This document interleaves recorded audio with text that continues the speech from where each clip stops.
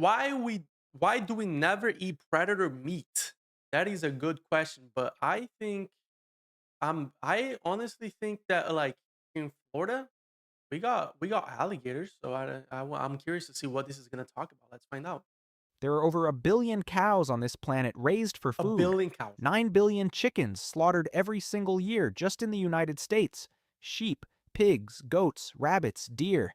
Entire industries built around eating animals. Bro, do we not have like 8 billion humans on Earth? Imagine 9 billion chicken a year, bro. This is crazy. That eat That's plants. crazy. Now try to name the last time you saw lion steak on a menu, Lion or steak. wolf, or eagle, or shark. Outside of a fin soup, you probably shouldn't be eating anyway. I mean, I bet like some countries in Africa they eat like I don't know, like they probably have tried at least lion, but shark soup, I would low key try it. I love fish. Humans have farmed, hunted, and eaten almost every herbivore on Earth at some point in history. That's true But too. predators? We've almost never done it. Not at scale, not as a staple. Across nearly every culture, on every continent, humans converged on the same. I guess that's right. Like I mentioned the alligators in Florida, and we don't really just go to a restaurant to eat like well, like alligator, like a freaking alligator burrito. You know what I mean? So I guess we do eat them, but yeah, not as scale. I know what you Unspoken rule. Eat the plant eaters. Leave the meat eaters alone. That's strange if you think about it. A wolf and a cow are both actually. just meat, both made of muscle and fat and protein. So why does one show up on every dinner table on the planet, and the other basically never does? Start with the math, because the math alone almost settles this. In 1942, ecologist Raymond Lindemann worked out something that would later be called the 10% rule. At every step up a food chain, roughly 90% of the energy gets lost, burned off as heat, spent on movement, wasted digesting. Mm. Only about 10% makes it to the next level. So a field of grass might produce 100 pounds of energy. That supports maybe 10 pounds of deer, which supports 1 pound of wolf. To raise a single pound of predator meat, you need 10 pounds of prey animal underneath it, which itself needed 100 pounds of plants underneath that. Predators are, by design, the most expensive meat on the planet to produce. Farming lions for food would be like farming animals that eat other farmed animals. The math never Ah, works. To put that in perspective, raising a cow to slaughter weight already takes years of grain and grazing land most people never think about. Raising a predator big enough to eat would mean raising and losing 10 times that amount of prey animal just. wait, why? I do not get it. So this is talking about what? Like this is talking about uh, gre- bro. I feel like I need to go back. I lost myself a little bit here. Uh, so they burn more energy. Here, let me look this up again. What the Spent heck? on movement, wasted digesting. Only about 10% makes it Okay, to the next level. So a 10%. field of grass might produce 100 pounds of energy. Okay, That supports maybe 10 pounds of deer, which supports 1 pound of wolf. To bro, the raise a numbers single confuse pound of me, predator bro. meat, you need 10 pounds of prey animal underneath it, which itself needed 100 pounds of plants underneath that. Predators are, by design, the most expensive meat on the planet to produce.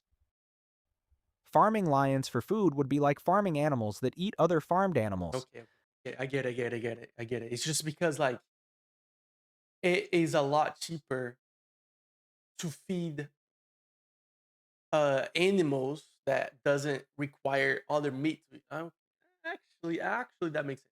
It's for the economy. The math never works. It's To just too put that in expensive. Okay, perspective, I get it now. raising a I get it. cow to slaughter weight already takes years of grain and grazing land most people never think about. Yeah, yeah. Raising a predator big enough to eat would mean raising and losing 10 times that amount of prey animal just to keep one carnivore alive long enough to grow. No civilization in history has ever had that kind of surplus to throw away on a single Yeah, it's food just source. okay. I get it. So it's just too much resources. Like we're not gonna like freaking farm lions and then like imagine the amount of resource and meat that lion's gonna have to eat in order to like feed a whole civilization. In the meantime, you can have chicken like just pick up like little corn pieces off the ground and call it good. That makes sense.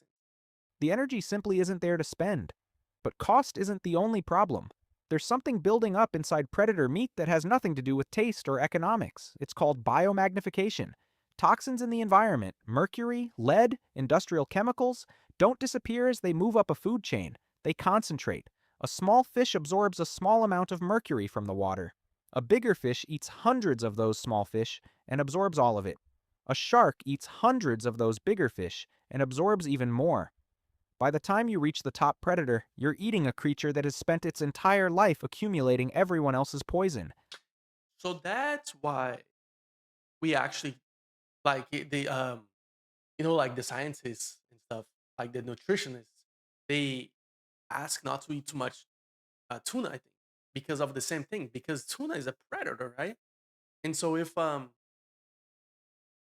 I guess all fishes kind of are, but like there's just so much mercury because they just keep eating all the fishes and then they keep becoming more radioactive.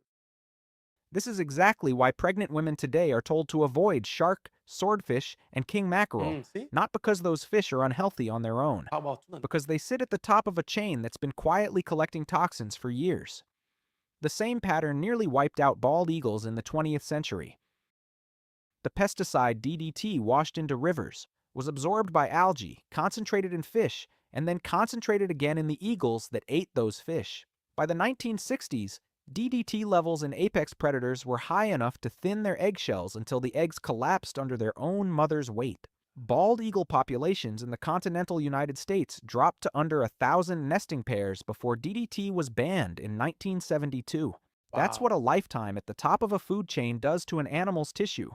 Whether the toxin is mercury, lead, or a pesticide, humans sprayed decades earlier. And this problem isn't new. So how about for humans though? Imagine we eat a lot of the these animals that are accumulating all this radioactive stuff in their bodies, and then we do eat them occasionally at least.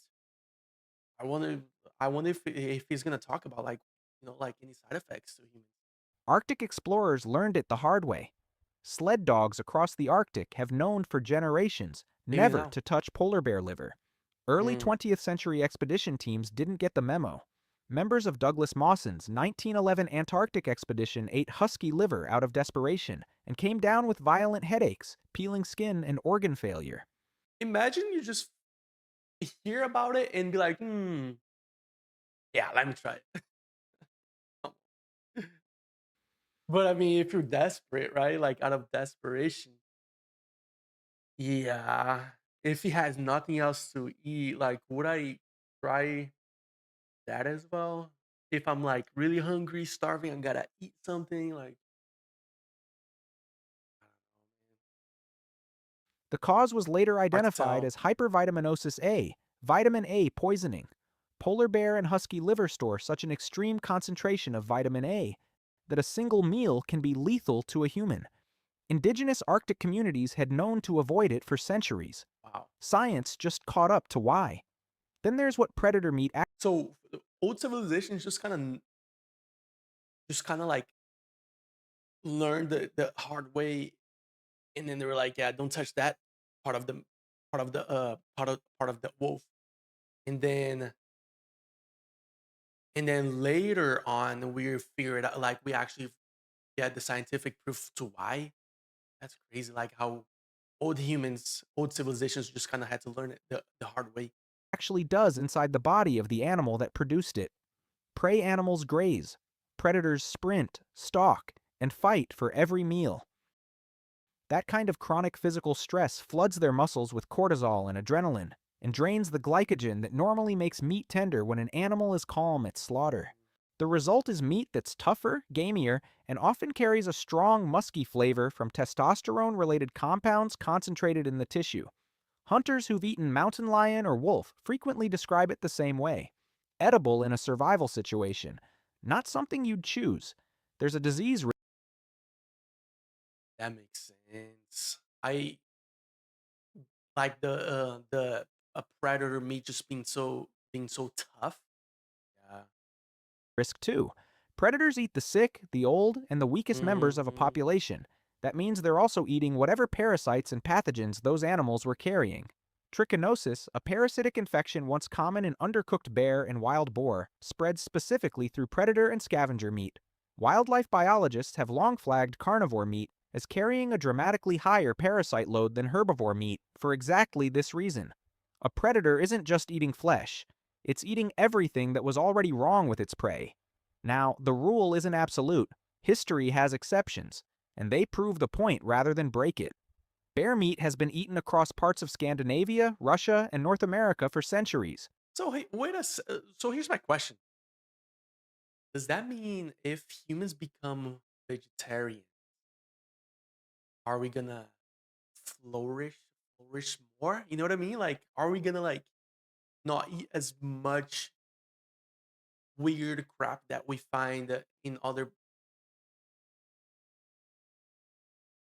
No, it doesn't make sense because if cows eat grass and then we eat cows, then it's kind of like doesn't really matter, right? Yeah, it doesn't matter. I just realized. My bad. But almost always in small quantities, and almost always cooked until it's essentially sterilized. Lion meat occasionally shows up in parts of Africa during extreme famine when starving communities had no other option left. In nearly every documented case, humans only turned to predator meat when every safer, cheaper, plant-eating alternative had already run out. That's It's not just a like a very counterexample. That's the rule confirming itself. it's just a very like last minute like if you need to, you go get some alligator. You go get like that lion. But that makes sense. It's the last resort. Predator meat has always been the last resort, never the first choice. Even today, the exception is rare and controversial. South Africa has a legal lion farming industry, but it exists almost entirely to sell lion bones into traditional medicine markets in parts of Asia, not to put lion meat on dinner tables. Conservation groups have condemned the practice for years, and it remains one of the only serious attempts anywhere in the world to farm a predator at scale. The fact that it's controversial, tiny, and aimed at bones rather than meat only reinforces how firmly the rest of the world has avoided going down that road. And then culture caught up with biology and made the rule official. The dietary laws in Leviticus explicitly Bro, forbid eating birds. imagine eating a vulture. I honestly I don't know, man. Like I bet eating a vulture you literally eat and then you die. Because this thing probably carries so much like the craziest bacteria. You know what I mean? Like it just finds like the animal that has been sitting there for like so long, and it's just like rotting, and then the vulture goes there because I saw like a I don't know if it was a documentary or just a fact about it, but like the bacteria in the vulture's stomach is so strong that it literally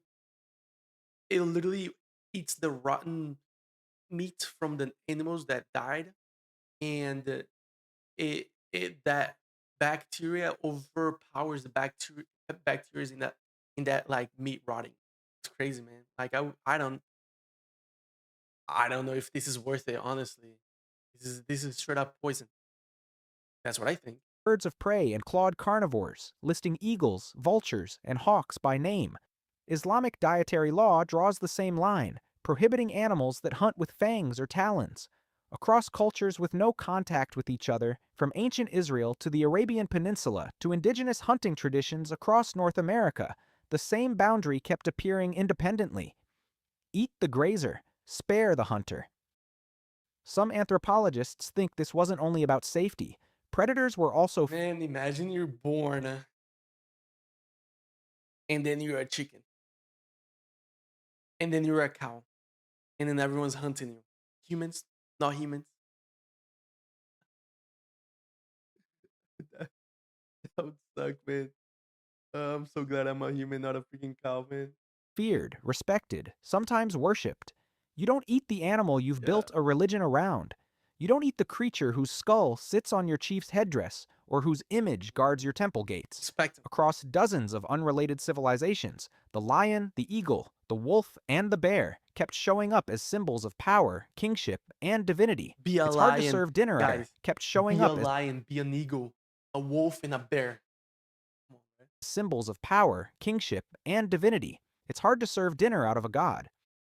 So the answer isn't just one thing. It's biology stacking on top of chemistry stacking on top of culture, all pointing the same direction. And you know what's crazy? Like old civilization just kind of naturally found out about this without the studies. They just kind of like naturally the bodies. It's almost like the body knew what is going on without the the scientific backup or the scientific studies. Like we just naturally understood without any further explanation. This is what blows my mind a little bit. It's like yeah, now we have all the evidence and we have all the studies and everything, but like somehow we just naturally knew without understanding. Like that blows. Predator meat costs too much energy to produce. It carries too much accumulated toxin. It tastes worse, breaks down worse, and carries more disease. And on top of all of that, we spent thousands of years turning the animals at the top of the food chain into symbols instead of meals. Every ecosystem on Earth runs on the same quiet arithmetic. Energy flows up, and less survives the climb at every step. Humans didn't invent the rule that predators don't get eaten. We just noticed it over and over in every corner of the world and built our plates around it. The wolf Wow, was never on the menu. The math decided that a long time ago. guys, this is the channel right here. Go check him out. Great video, very very entertaining, and I'll see you guys in the next one.